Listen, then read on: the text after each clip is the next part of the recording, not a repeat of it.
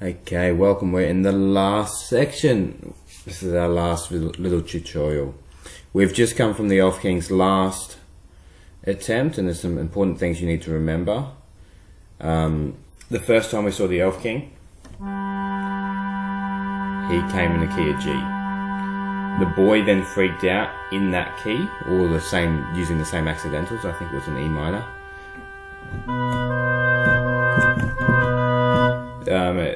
It's in the same key, G major or E minor. It's just using a different chord, but we're still in the same thing.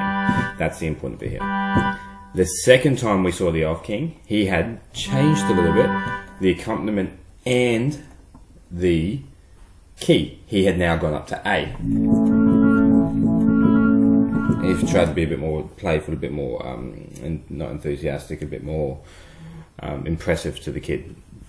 The kid then also answered in the exact same thing with a C sharp dominant chord. We had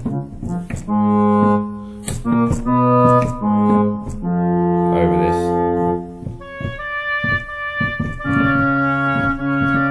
and so that C sharp went to F sharp, which is the relative minor of A.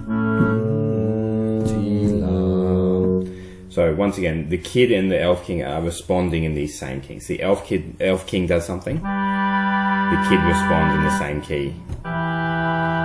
Does something, responds in the same key, just using different chords. This time we see the Erlkonig, we just saw the Erlkonig going up to C major. It's really this bright key before modulating really fast down to B minor when he goes, if you don't come, I'm going to take you by force. And that's broken our little, our structure, not our structure, our pattern so far. We went G to A, major second, and we went A to C, minor third, to B. The kid responds this time, and this is where we got up to last lesson, in G minor, or the relative major, if we call La, T, major second, Do minor second, B flat major. That's interesting because the Erlkonig made this huge leap to try and be more entice him, and then he ended up falling down to B minor. The kid is still stuck beneath the Erlkonig. The Erlkonig, for me, in the music and the keys, has outstripped or outran the kid by being a higher key, being, if we say, more powerful. It's displaying more range. That's really interesting.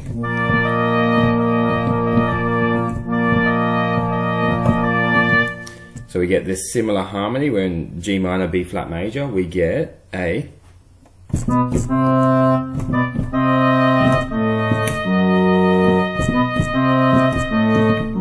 outlining a D dominant 7th chord, which is the 5th of G, going down 5. And that's just, he's used the same melodic material 3 times in a row for the kid.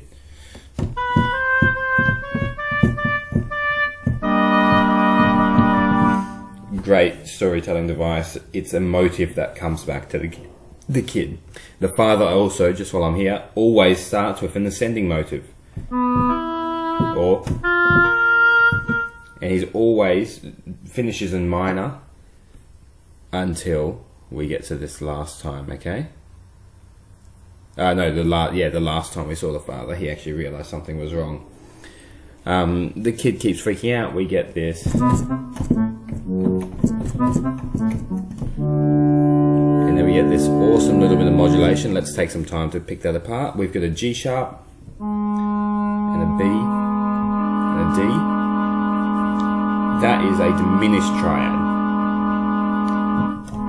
Let's see where it moves to. I'm saying here it's the 5, it's the 7 of 5. Our 7 in E minor, our 5 in E minor is B.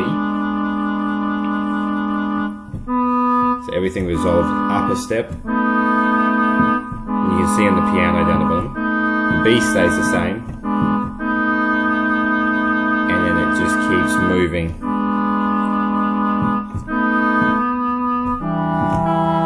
Sorry, that was the wrong chord. We get that type of nice resolution. So we get we get a secondary dominant chord, then we get the 5 chord, we get the 1 chord, before a 2 in the key of E is an F sharp minor. And we get this familiar sound, the 1-6-4. Yeah, 2 notes drop, 1 stays the same. And we descend into, let's have a look. It is just doom in the piano. We've got both hands playing the triplet feel. And then we get, I know the MIDI piano doesn't do it justice, but we've got these both 4 octaves E's down low. The highest one is just above middle C. And that's just this deep timbre from a piano, which is just spelling out doom. The narrator comes back and we get this type of similar harmony we saw at the beginning. Very similar chords. We get just an ascending motion, and that's just him giving us some musical interest while the narrator spells out things. We keep hearing this motive.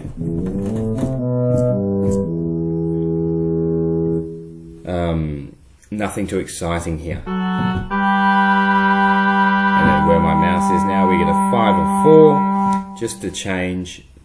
So that if we think about that, the 5 or 4 in E minor, the 4 is A. Count up, 1, 2, 3, 4. The 5 of that is E, so we just go E minor to E dominant 7. And this is the same tonal change we've seen before. Sorry. And it's just that little dominant change, just to give us a bit of variety. We're then in A minor, or feeling in A, we get this awesome descent from the bass, ascent from the bass.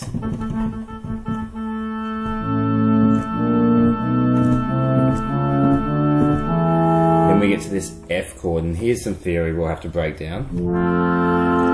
I've said, first of all, the F pedal point, because you can see in the next few bars, the F doesn't change. I've got here the flat 2 chord, and then sometimes I say it's the N6. Let's go back. We're in the key of E. E minor, yeah? The flat 2 in the chord in the key of E is an F. In a classical style, the flat 2 is commonly a major chord, and it has this sound, and it precedes the dominant.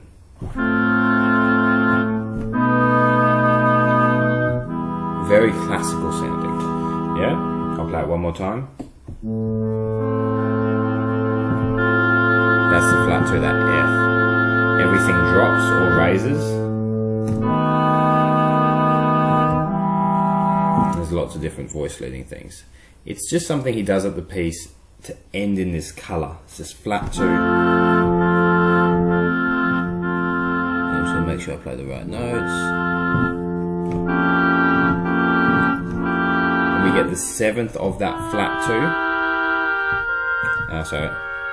So once again, he's just basing one chord, going to the 7th of that. It's in an inversion, but don't worry about that, because it's a diminished triad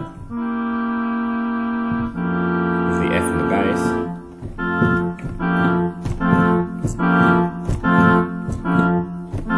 We get that sound that just isn't finished. Also leads to some really nice melody.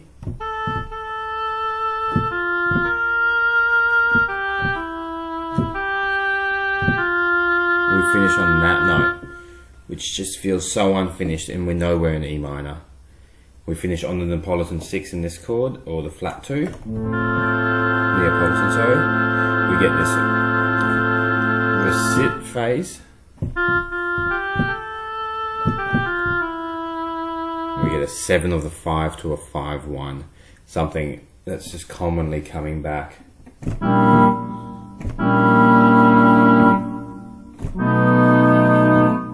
Finish on the low E minor. As he goes, the child is dead. The story's ended. There's nothing happy. And that's the Elf King. And that's a lot of classical harmony. A lot of this stuff will serve you for a long time. A lot of these secondary dominants and a lot of these fluctuations between two chords.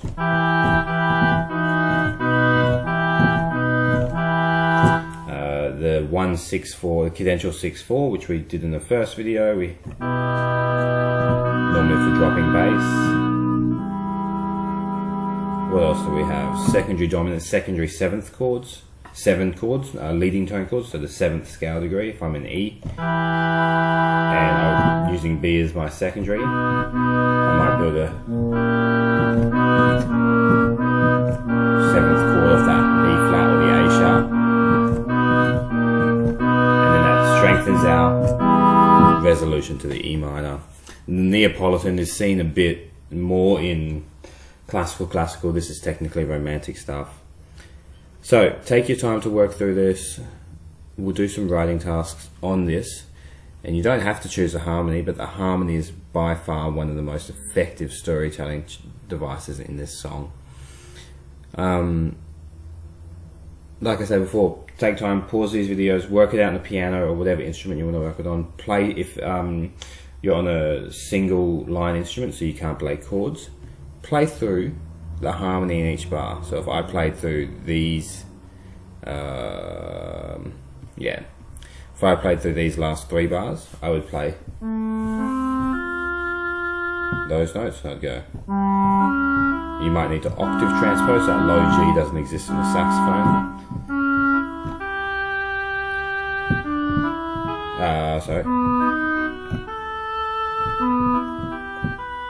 Just play through those notes. It's a great interval exercise in reading. It also tunes you into the harmony.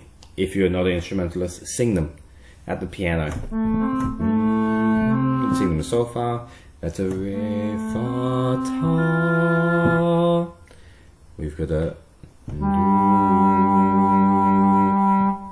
fi la. We've got a ti re mi si la mi do la. Singing of it all will really tune your ear into it, so when you hear it, it just pops out. Alright, good luck. Let me know of any questions.